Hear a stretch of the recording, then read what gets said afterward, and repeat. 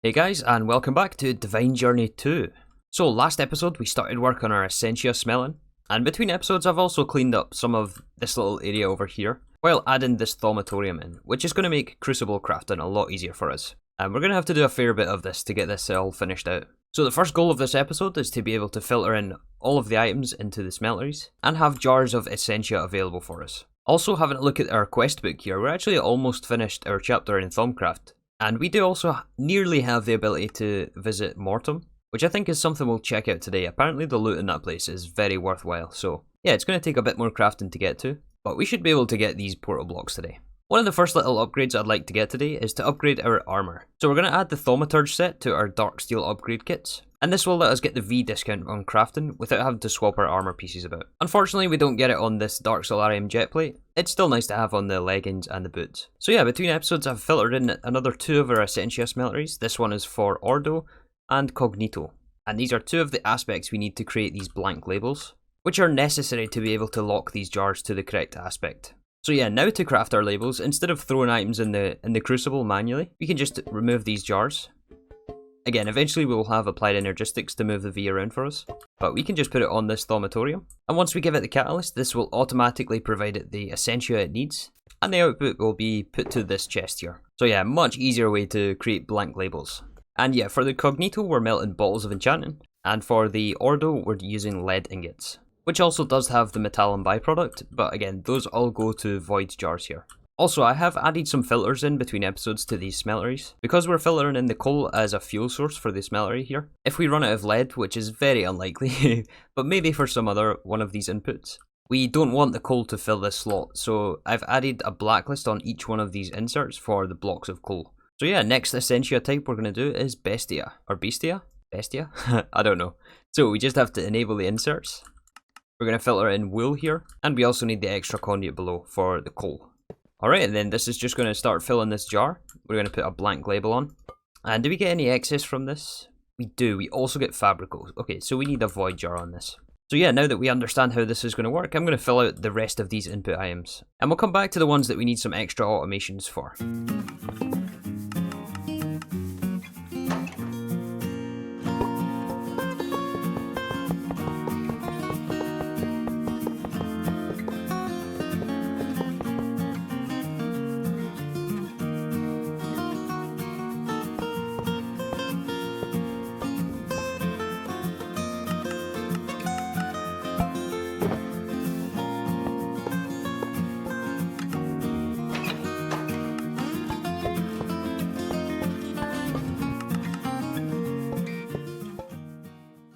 Alright, so I've taken some time. It actually took me over an hour and a half to do all this filtering. There's a lot of clicks in doing all this. And I missed a conduit here.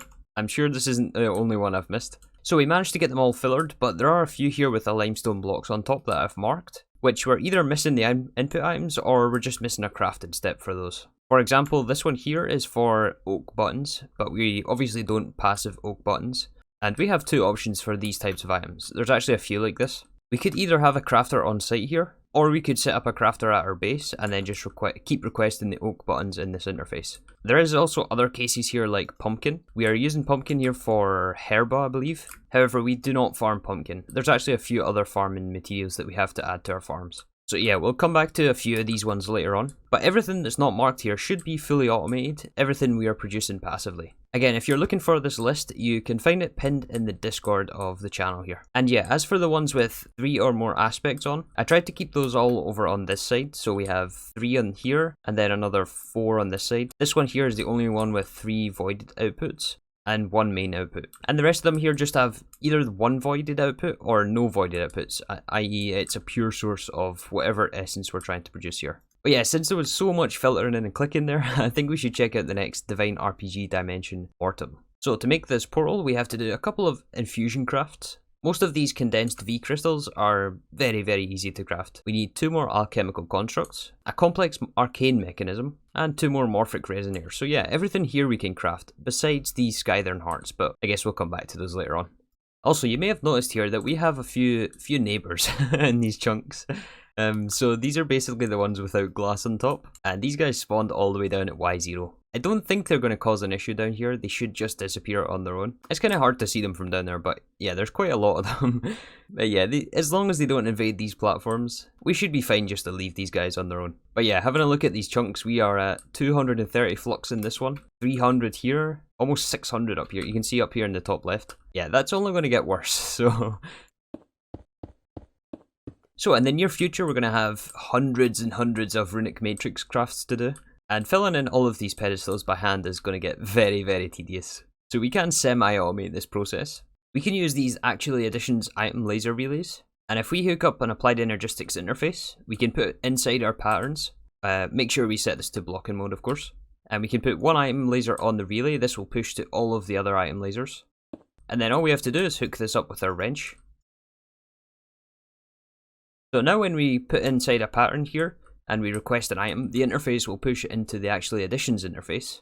And this thing will act as a unified inventory, so it will export all the items onto the pedestals. But we do have to be careful about the center item. So although it doesn't matter which items end up on the outsides here, if we take for example the alchemical construct recipe, we have to make sure that the cosmic alloy ends up in the center pedestal and not on any of the outside ones. Otherwise this will just jam itself and it won't start the craft. So to get around that, we can put priority 1, just any higher priority than the other pedestals. And when we encode the recipe for the alchemical construct, we have to make sure that the cosmic alloy is in the first slot. As Applied Energistics will send items in order from left to right, top to bottom. So because we have the priority on 1 in the center, it means that the first item in the pattern will always be sent here first. So yeah, we can stick our pattern inside the interface. And now we can request our alchemical constructs. Maybe, if we had a blood orb. Yeah, we should really set up external crafters for those. So yeah, the items have made their way into the correct spot on the pedestals. I did have to modify these outside ones to -1. Now we just have to make sure we have the right Essentia for this craft. So we need Alchemia. You can just put this in range of the Runic Matrix. And also Machina. It should be around here somewhere. And Machina is actually one of the ones we have to fix. This is the oak buttons. But I believe it only takes 20 for one of these crafts. So yeah, now we can start up our infusion, and this makes it at least a little bit easier to craft with this runic matrix. Also yeah, for now we still have to craft manually with the arcane crafting table. So we have to do things like the Essentia tube valves, and then we have to put it back in the interface, and then it will eventually put the items on the pedestals here. But this isn't going to be a long-term solution, so it's okay. And yeah, there is our 2 morphic resonators. We are short a little bit more brass, but again, we have the Thaumatorium now, so yeah. This makes things a lot easier to do. You can just add Elementium in, request our brass, and then grab these jar aspects. So yeah, with the easier brass, we also need the 4 arcane mechanisms, so that we can upgrade to the complex arcane mechanism. So yeah, all we're missing now for the portal is these condensed V crystals. But by now we have lots and lots of V built up from our mob farm. And we can again just put in recipes for all these things. But yeah, even with the automation, we could still do with a few infusion speedstones, which I think we'll probably end up looking into sooner rather than later.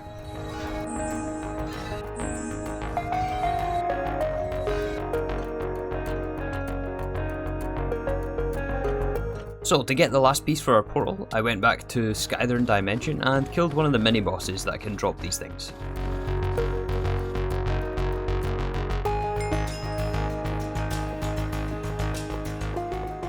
Alright, so this portal is going to take us to Mortum, the final DivineRPG dimension.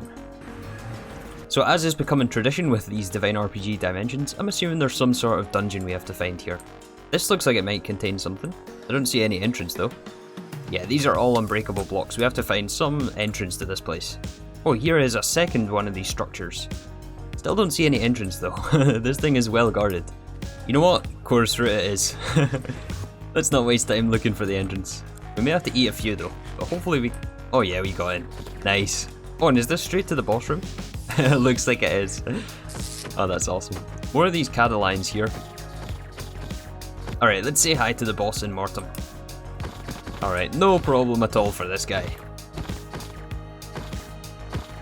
Well, I was expecting a bit harder of a boss, but I mean, maybe this isn't the final boss of this dimension, who knows. Alright, we got his statue, we got a door key. I think the door key should open here, right?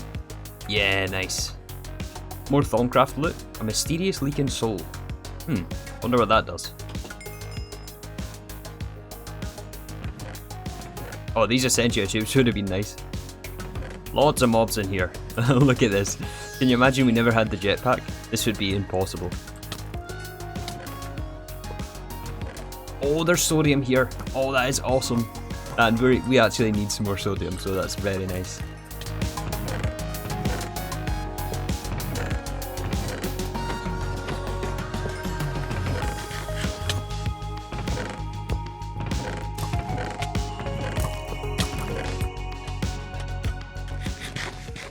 Alright, so I ended up going to loot a few more of those dungeons there. There's some actually really nice rewards. The sodium probably being the best one. This thing takes forever to make. Yeah, a bunch of these curiosities from Thaumcraft. And lots of these cores from Blood Magic. Those dungeons also gave us the quest reward of the Leaking Soul. These items are actually the opening quests in the chapter 20 here, which is Bewitchment. I've never played through Bewitchment before, so I guess we'll figure this out together. But before we rush ahead here into Bewitchment, I'd like to have another look at this extended crafting core.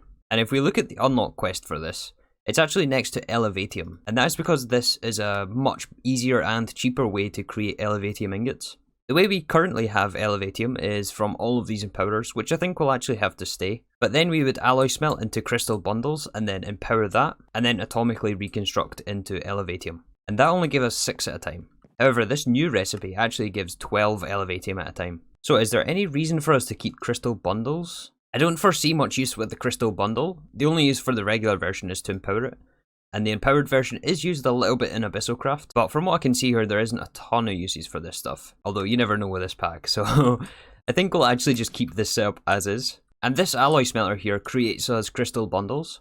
We could just leave this, right, because the crystal bundles will never be used up. But we'll make sure at our atomic reconstructor here that we turn off Elevatium. I think we had it coming in here. Yeah, we don't want to turn this off so that it doesn't atomically reconstruct into Elevatium this way.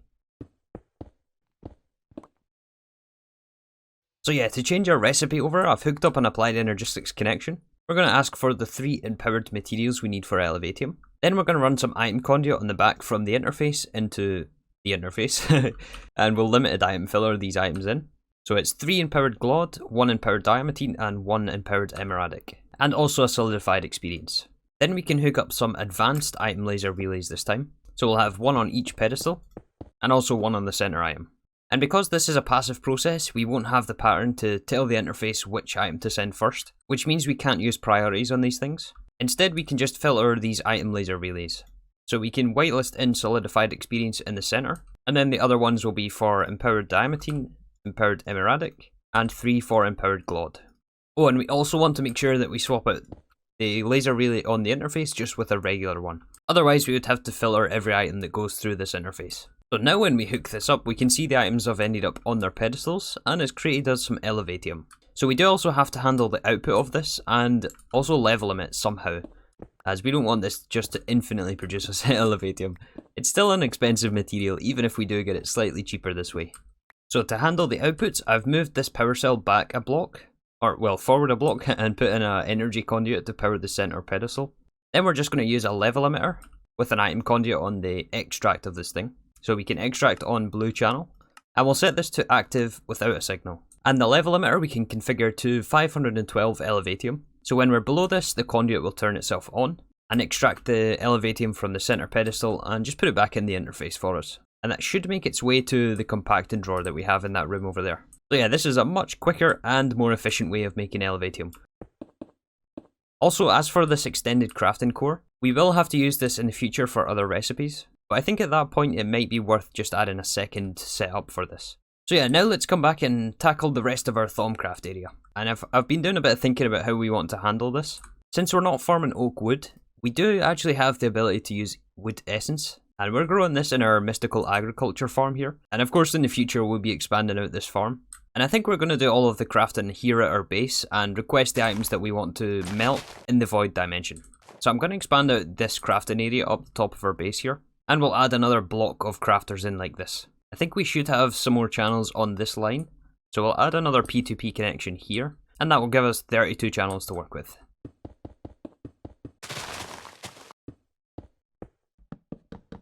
Alright, so I've given us some more room here to set up some more crafters. I'm sure there's many more items we want to passive, so yeah, we're going to pick a fresh P2P channel. And we can link this over here. Place down our interface. We will also want a drawer controller with a storage bus. Actually, let's move this up one block.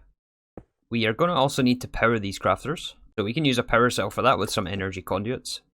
So for the oak buttons, we want to filter in nature essence to the interface. And just like all the other crafting steps, we can limited item filter into the insert. And the first recipe we'll set is for oak wood. Oh, this is nature essence. We need wood essence here. Alright, that would make sense.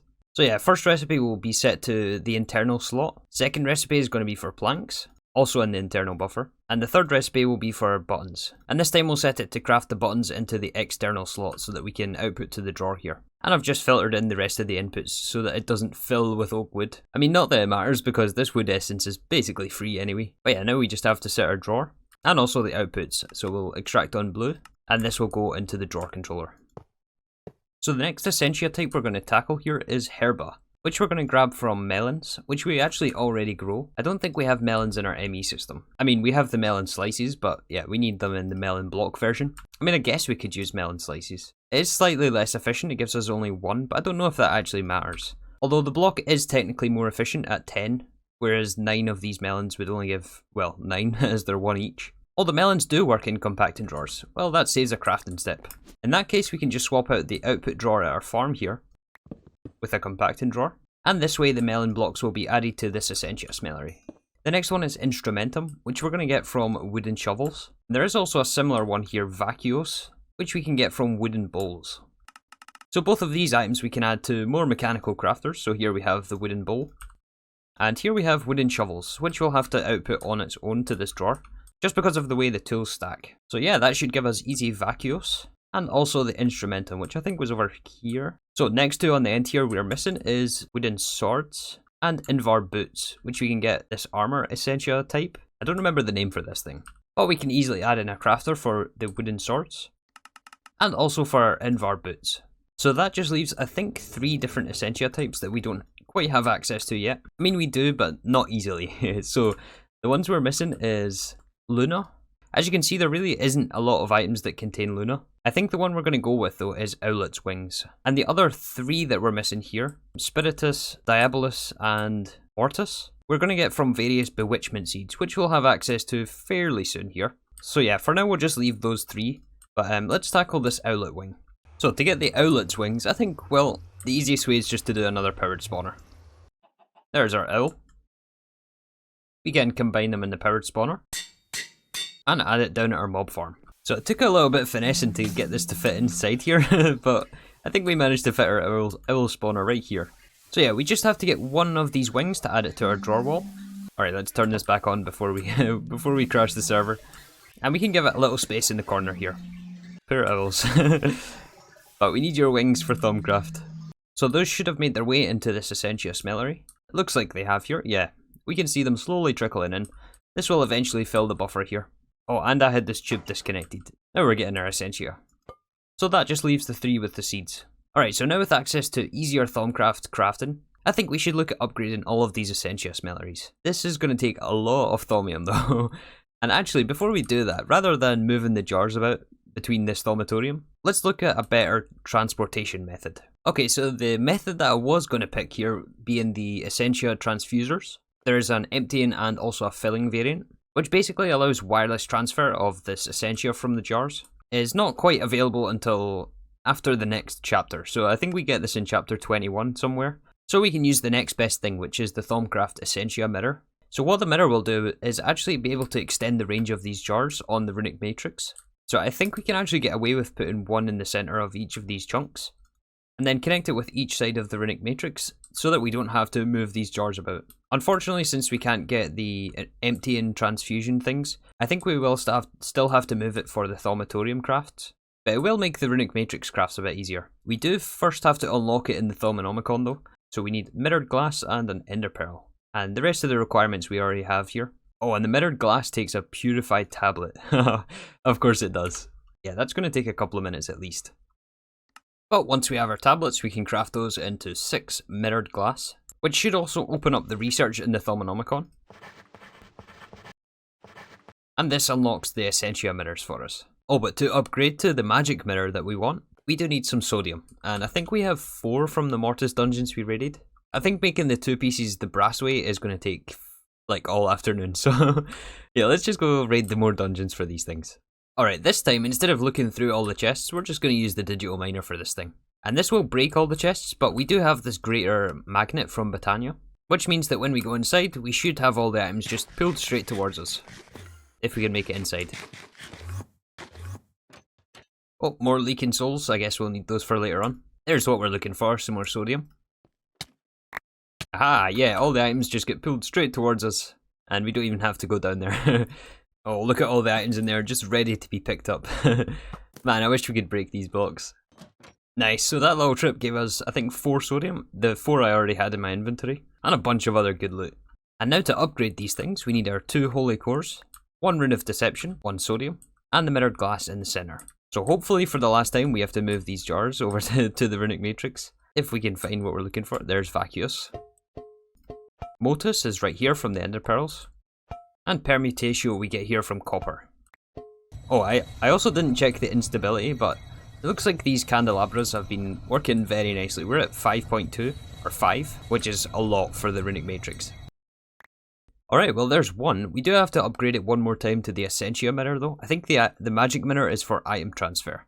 So yeah, that's going to take 3 thaumium each and runes of lost. Alright, I've made up 2 of the magic mirrors. We're going to start just by upgrading these 2, just to make sure this actually works, before we spend all of our sodium. Oh man, Thaumcraft is such a cool looking mod. Look at that. That's awesome. Alright, so now that we have 2 mirrors, we have to link them together. So I'm going to put this one in the middle of the chunk here. I think is around here. And then we have to right click with the second one in our inventory. Yeah, and this will link them together. And then this one, I guess we can put on the output side here. And once we're crafting with the runic matrix, this mirror should request the items from the jars. Or not the items, the Essentia. And send it through the mirrors wirelessly and into the runic altar here. For the first test, let's move the Motus back. And we'll put our mirrors down here on this chunk. Alright, a couple more crafts to go before we can get all of our mirrors. Yeah, now we can see the mirrors working. Oh, that is awesome. Alright, I got another set of these crafted, so now all of the Essentia should be pulled through all of the mirrors here. I don't know why, for some reason, some of them don't show up as particles like this. But it seems to keep crafting, so as long as it doesn't get stuck, that's okay. Alright, so we now have the 6 linked Essentia mirrors, 1 for each of the different Essentia smeltery chunks. Before we craft any more of these smelteries, let's go ahead and pick up some of these speed and infusion cost stones. So these are actually not too expensive, just some runes. It does require us to make niter though, and I don't think we've made niter yet. Oh, and you can never find which niter recipe it is. I think it's the regular, is it yellow? Yeah, this one. So it's made with blocks of lumium. Okay. Lux, ignis, and potentia. Well, we can easily make this. Yeah, there's our niter. How many of these do we need in total? We need 4 per infusion stone, and we want 4 infusion stones. So in total 16 niter, so I think we'll make maybe 24 niter, just in case we need it in the future. So the other part we need for the speed stone is runes of sloth. And if we try to request some more runes of sloth, we have everything except this root soil. And I've been putting this off for weeks. So I think it's about time we start to automate this root soil. So the ones we need to automate is magmatic soil, aqueous soil, and salic soil. All of these come from the vanilla version of the elemental soil, which is made in the Fey Crafter. And the Fey Crafter that we've had here since, I don't know, like episode 2, I don't think you can actually automate this thing, which means we'll have to upgrade this to the Runic Crafter. However, to do that, we need some Runic Dust and Modularium, which we only recently got the ability to make. Anasteel, Elementium, Terrasteel, and Cobalt. Yeah, we can make some Mirion. Well, we could if we had some Cobalt, and I think we're actually completely out of Cobalt. It might be something we need for the future. I don't know if we'll have to fully automate this Mirion production. Although, no, in this pack, we probably will. Also, yeah, look at our nether here. This is all the builder's work. But for now, we're just going to batch craft using our Empower here. Yeah, we just had to add it to some filters, and we're making Mirion. Nice, so then we had to alloy smelt this with Smoky Quartz and Advanced Ender Alloy. Both of these materials we should have. So now we can put all that together with a fresh Runic Crafter inside the Runic Crafter. Oh wait, this is the Runic Crafter. What is this? The Fey Crafter. Wait, is this not a quest? It is a quest down here, but apparently we're missing Rocky Road Ahead. There's our Rocky Road Ahead. I wanted us to make some ruined obsidian. Similar to the pyre from Roots, the way we automate this is by supplying the items below. We also need growth supplication, which we have here from before. So to make our elemental soil, we need to supply this with teramos, petals, compressed gravel, compressed dirt, and bone blocks. The 3 blocks we have, but we do have to automate petals and teramos. So yeah, let's dive deeper into this rabbit hole. I'm not sure we're going to get our Thaumcraft stuff done at this rate, but yeah, to automate petals we need to use the mortar and pestle, and various types of flowers. So I think the easiest one is probably just to do sunflowers, since we have these things farmed under the stairs here. So I'm not actually sure if we can automate the mortar and pestle. I'm assuming we can. Yeah, it looks like we can. So we have one to right click the sunflowers in the mortar, and then one with the pestle. And this is going to drop us the petals, so we need some sort of collection system for this. So we can place a ranged collector underneath, filtered for the petals. We will have another interface underneath here to supply the sunflowers to this mechanical user. Oh, and actually there's also the issue of, yeah, this pestle can be placed on the mortar here. I wonder, does this mortar output a redstone signal? If this is full, will you output redstone? You do, okay. So in that case, we can just tell this to redstone on, so that when this is full, this will output a redstone signal and turn on the mechanical user. And then also keep it off while it's empty, so that it can never put the pestle inside. So I added some extra redstone controls, just so that this doesn't keep spitting out petals. So we have an output drawer here, which gets inserted from the ranged collector. And on the output drawer we have a redstone upgrade, which will output a redstone signal when there is petals inside. And then we have this mechanical user, which plants the sunflowers on redstone off. So if there's ever petals in this drawer, this mechanical user will turn itself off. So just to test, if we take out the petals, it automatically plants one, creates more, and fills the drawer. Alright, so that is the petals automate for this fake crafter, or runic crafter. I got them backwards again. Next we have to do the teramos, which comes from mossy cobblestone. And the moss stone we can actually get from stone and nature essence. So we're going to add stone seeds to our farm here. Then we can add another mechanical crafter over here. This will craft our moss stone. And we're not going to have a lot right now since we just planted the stone seeds, but yeah, those should build up over time. And then with the mossy cobblestone, we just have to scrape this with a knife, which probably means another mechanical user, and also means we should probably passive knives in some way. Yep, so one more mechanical crafter to craft wooden knives. Those wooden knives are going to be added to this bottom interface, along with the moss stone. The knives will go into one mechanical user, where we can activate a block with item, and the other mechanical user will place the moss stone. And this will give us our teramos, which we can also add to this ranged collector. Alright, so I had to end up moving this frame drawer up a block. I think it was also getting powered from this petal block. And then I've swapped it out with a drawer controller underneath to input. We just still have to deal with a way of getting this cobblestone out of here. But we can't just place a block breaker. I did try just with a block breaker. But as far as I know, you can't filter these things. So instead I'm going to have a go at doing integrated dynamics here. Alright, so I think I got this working here. If we remove some of the teramos, yeah, this automatically creates us teramos. Awesome. So the way we're doing this is we're just reading if the block is regular cobblestone. And if it is, then it will pick up all the blocks and just basically trash the cobblestone. And it won't break the block if it's only moss stone. Alright, so I think we now have all of our input items for this runic crafter. We just have to make sure that we storage bus the drawer controller so that we can have access to the teramos and the petals there. Oh, this is cool, isn't it? I like little automation challenges like this. So now to activate this runic crafter, I think we have to click it with the soil. Yeah, so once the items appear here in the chest, it should make it available for this runic crafter. So we can have another mechanical user here, and actually we can supply this with the knives that we have on autocraft. And yeah, this is going to automatically keep crafting us elemental soil. Oh, it's going into the mechanical user. Yeah, we could just export from this mechanical user, that just saves another ranged collector. We can set a filter back off for the interface for the elemental soil, and that will take it out of the mechanical user. But we do want it to stop at some point, so we're going to level limit this user to say redstone on, and we'll emit when levels are below 128. But yeah, there is still the conversion of the elemental soil. We do still have to convert it to magmatic soil and also aqueous and salic soil as well. But I think that's something we'll save for next episode. We are running a little bit long today. And I guess we didn't end up making our fusion stones or the upgraded Essentia Smelteries, but I think I'll work a bit on that between episodes. And next time we'll come back and tackle the next chapter of Bewitchment. But yeah, that is going to do us for today. Thank you again for watching, and I'll see you all tomorrow for some more Divine Journey 2.